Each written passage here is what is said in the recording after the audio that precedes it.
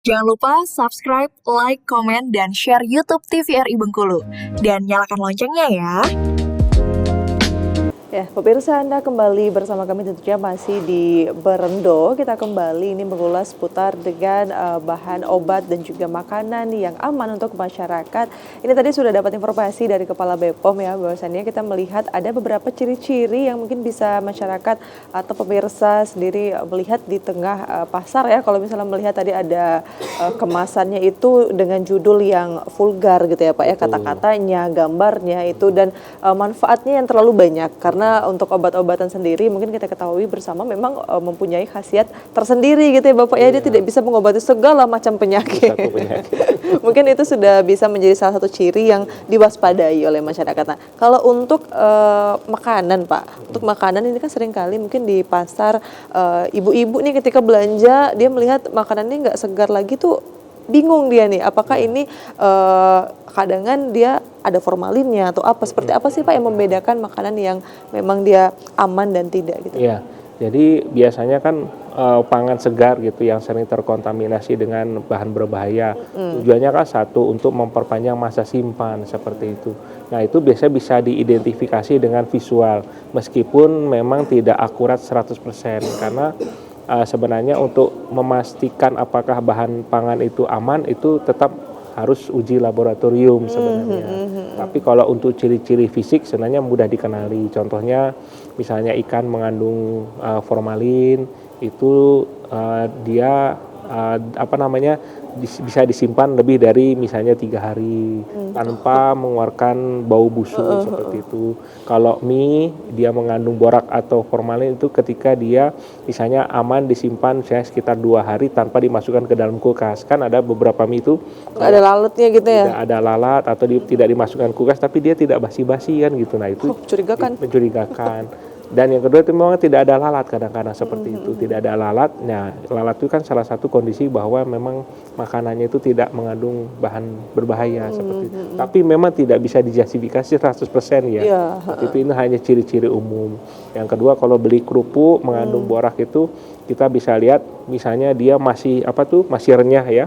Ketika misalnya sudah dibuka dari kemasan dan didiamkan lebih dari 1 hari, tapi kalau orang Jawa tuh bilang tidak melempem, nah itu harus perlu dicurigai seperti itu, karena biasanya kan kalau tanpa borak itu dia akan menjadi lebih kurang kerenyahannya ketika terbuka atau tidak disimpan dalam keadaan tertutup seperti itu.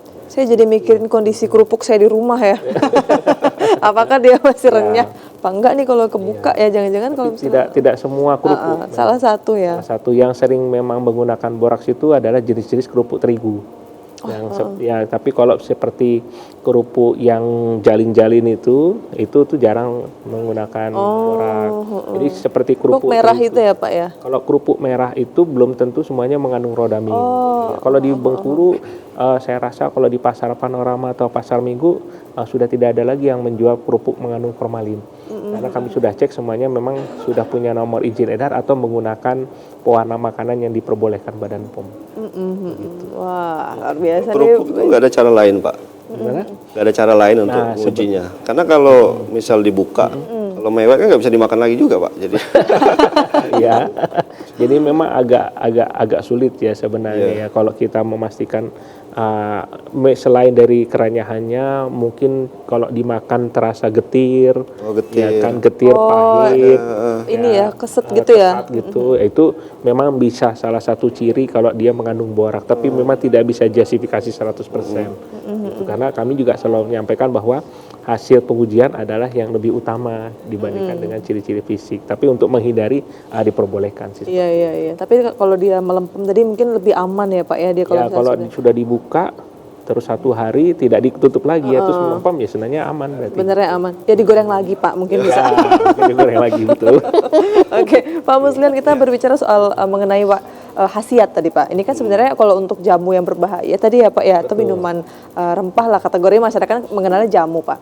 Ini kan khasiatnya kan tidak bisa 1001 semuanya bisa menyembuhkan segala macam penyakit. Nah, kalau untuk merah putih, bedang rempah merah putih sendiri melihat khasiat ini itu dari mana Pak? Mungkin dapat khasiat-khasiat itu dari mana ilmunya gitu Pak?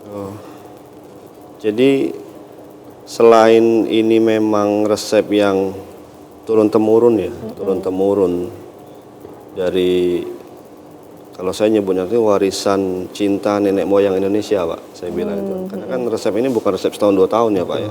Udah resep dari zaman-zaman dulu gitu. Yang kedua, saya juga ngambil referensi dari Dr. Zaidul Akbar. Kan dia salah satu apa ya, penggiat juga ya, Pak. Seorang dokter yang juga dia penggiat tentang manfaat-manfaat dari wedang tumbuhan rempah Indonesia. Dan yang terakhir ya, selama perjalanan kami hampir setahun ini, kami juga kan komunikasi, Pak, dengan pelanggan-pelanggan gitu. Dan kami sendiri yang juga sebagai penjual dan penikmat juga gitu ya. Alhamdulillah memang ada khasiatnya dan luar biasa khasiatnya gitu. Luar biasa. Ya memang tidak ada yang sekali minum langsung ada khasiatnya. Betul. Kalau orang itu pertama kali minum dan memang dia ada gejala penyakit, pasti ada rasanya. Ada hal yang beda. Oh iya, Ada hal yang beda ketika dia bangun tidur atau ketika dia beraktivitas yang di luar aktivitas yang normal, misal dia perjalanan jauh misalkan, itu pasti ada bedanya. Ya, tinggal evaluasi dari diri masing-masing aja sebenarnya. Tapi kalau yang sudah konsisten ada. Alhamdulillah. Ada perubahan. Iya, makanya ya sekarang kan wedang tuh menjamur di mana-mana. Iya, betul. Karena memang manfaatnya tuh terasa gitu. Gitu. Nah itu kalau masyarakat Bengkulu sukanya apa Pak biasanya? Paling banyak peminatnya itu jamunya? Kalau dari kami ya yang ini ya best seller ya, itu stamina, wedang uwuh stamina. Wedang uwuh stamina. Wedang uwuh pegelinu.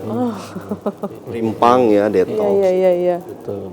Kunyit asem, Iya. tolak angin gitu. Ya pegelinu, berarti masyarakat Bengkulu banyak yang pegal ini Bang. Ya betul, tapi memang FOMO yang positif ini salah satunya mungkin di kalangan saya juga Pak. Sekarang mungkin agak bergeser ya, kalau dulu nongkinya di kafe, sekarang ke wedang. Iya.